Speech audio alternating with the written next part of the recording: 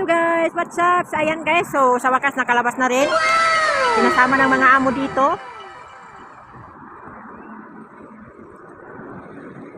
Ayan.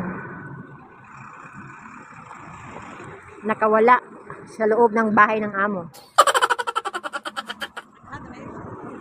So dito kami dadaan sa gate 1.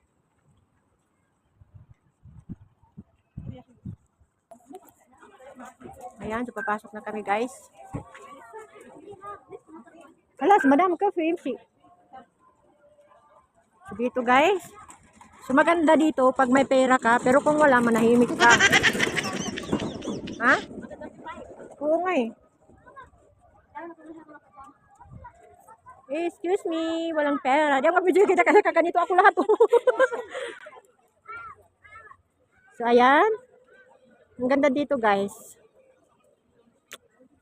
Kaso lang, wala tayong pera.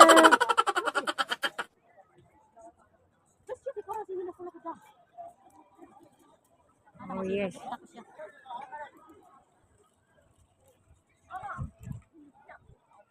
Ang ganda dito ba? Diyan, doon maupo. Ay, may ice cream.